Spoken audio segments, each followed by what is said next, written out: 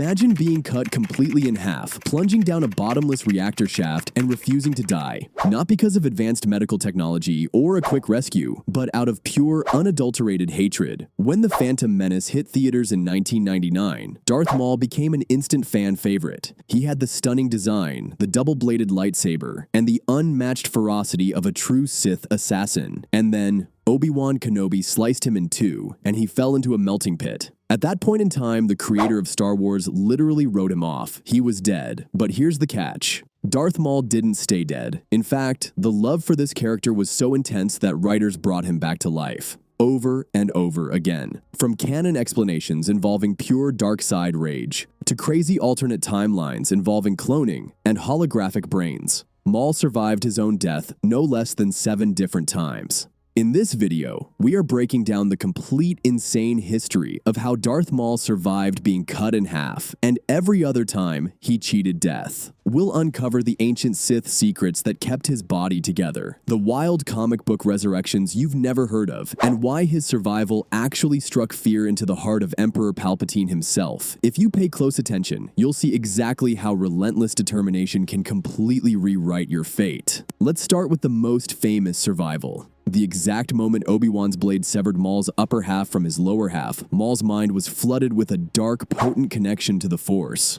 All of his shame and hatred boiled to the surface, willing his very body to continue to live. As he tumbled down the reactor shaft, his survival instincts kicked in. Some stories say he reached out his hand and dragged it down the wall, catching an air vent to break his fall. Others explain that he used the Force to slow his descent and stop himself from dying on impact. He eventually landed in a pool of toxic plasma waste. Now, you'd think toxic waste would finish the job, but it actually cauterized his wounds, preventing him from bleeding out. Exhausted and broken, Maul tumbled into a garbage container. He felt the room move as he was loaded onto a ship and transported off-world from Naboo. Barely alive, he focused entirely on his pain, his dark side training, and his burning hatred for the Jedi who put him there. This wasn't the first time a Sith used pure hatred to cheat death. Years before, in the era of the Old Republic, a Sith named Darth Sion did the exact same thing. Sion was struck down, but his body came alive with anguish, using dark side energy to hold his decomposing flesh together.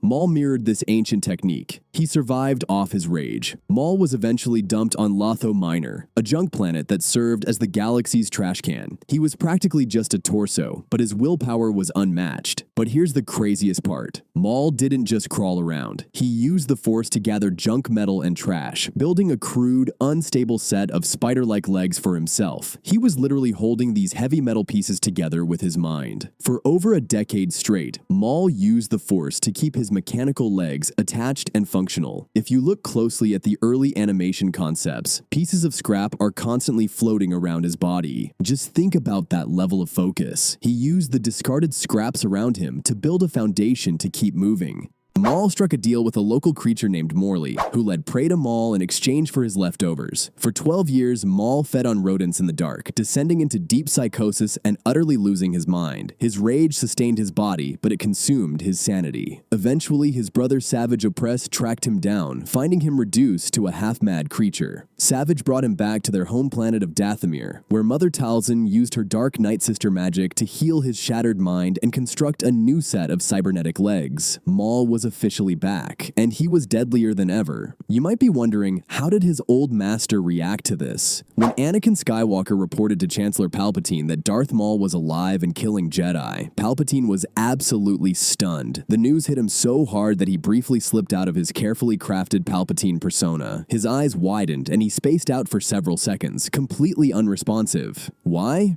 Because Maul was the most dangerous man in the galaxy to Sidious at that exact moment. Maul knew the true identity of the Sith Lord. Even more terrifying for Sidious, Maul had survived for over a decade without trying to contact his master. This proved Maul had gone rogue and was building his own rival empire. Palpatine was petrified. He used every ounce of self-control to hide his fury and suggested the Jedi shouldn't waste resources hunting a single assassin. But internally, Sidious knew he had to handle Maul personally. Sidious eventually traveled to Mandalore, easily overpowered Maul and Savage, brutally killed Savage, and tortured Maul with Force lightning. Yet again, Maul survived being tortured by the most powerful being in the galaxy. Now, let's pivot to the times Maul survived in the Star Wars Legends timeline. The writers loved him too much to leave him dead. Just 2 years after the Phantom Menace released, a comic book resurrected Maul to fight Darth Vader. The prophets of the dark side, an ancient Sith cult, believed Vader was an unworthy apprentice for Palpatine. They claimed they knew ways to mold and create an individual. Through a mix of dark side magic and cloning, they literally brought Darth Maul back from the dead just to replace Vader. In this intense showdown, Vader was lured to a planet on a wild goose chase and faced Maul head-to-head. The author later confirmed on Twitter that this wasn't a vision. Maul was physically real in this story, but that's nothing compared to what happened in 2003.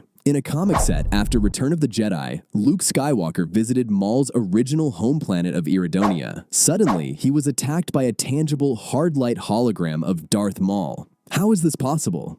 A mad scientist had traveled to Naboo after Obi-Wan defeated Maul, recovered the physical remains of his brain, resuscitated it, and wired it directly into a solid-state holographic projection device. Maul's conscious brain was controlling this new holographic form. He could strike Luke and cause physical damage, but couldn't be hurt in return. It's an absolutely insane concept that proves just how far fans and writers would go to keep this character alive. Then, in 2005, we got the comic Old Wounds. This story single-handedly inspired Maul's return in the Clone Wars animated series. In this timeline, Maul tracks Obi-Wan all across the galaxy. He visits Kamino, Geonosis, Mustafar, and Police Massa, always just one step behind his rival. He slaughters medical staff and gathers information until he finally tracks Kenobi down to Tatooine, where Obi-Wan is secretly watching over a 3-year-old Luke Skywalker. When Maul emerges from the desert sands, he is older, his horns are longer, and he is walking on cybernetic legs for the very first time.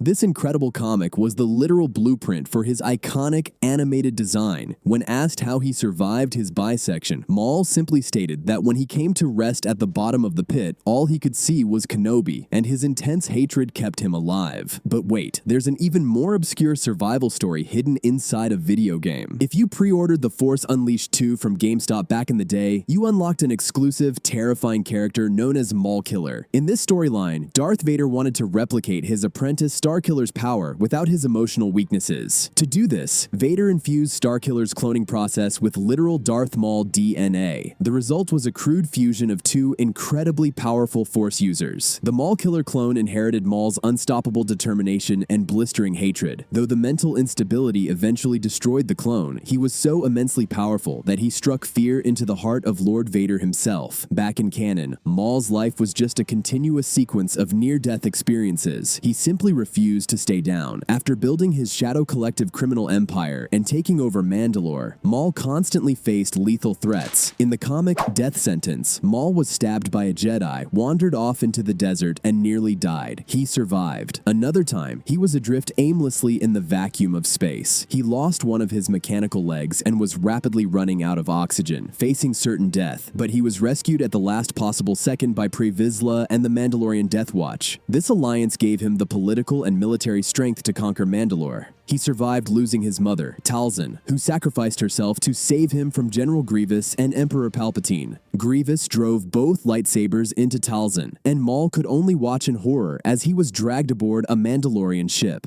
Yet again, Maul lived to fight another day. Even during the tragic execution of Order 66, Maul cheated death. He was imprisoned inside a specialized Mandalorian cell on a Republic cruiser, restrained by an ancient device designed to hold Force wielders. When the clone troopers turned on the Jedi, Ahsoka Tano freed Maul just to use him as a distraction. Unarmed and furious, Maul used the Force to literally tear the ship's hyperdrive apart. He then commandeered a shuttle and escaped while the massive Star Destroyer crashed into the moon below.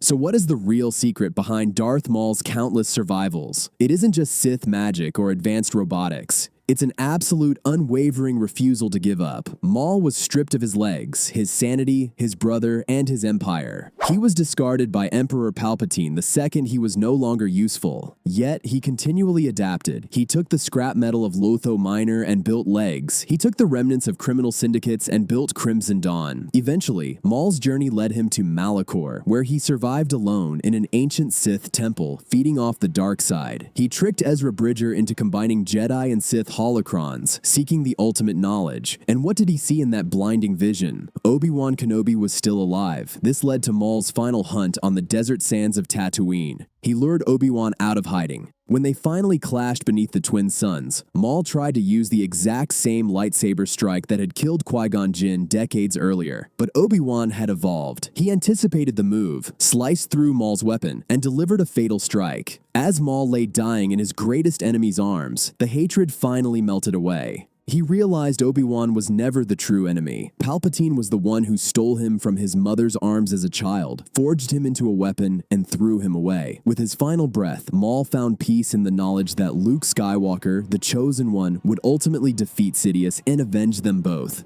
Darth Maul's survival is one of the greatest, most intense stories in the entire Star Wars universe. From a trash spider holding his body together with sheer willpower to a solid-state hologram seeking revenge, his journey proves that a strong enough mindset can literally conquer death. If you want to see more deep dives into the hidden secrets of your favorite characters, hit that subscribe button right now. Drop a comment below and let me know which of Maul's crazy survival stories is your favorite. Keep building, stay relentless, and I'll see you in the next video.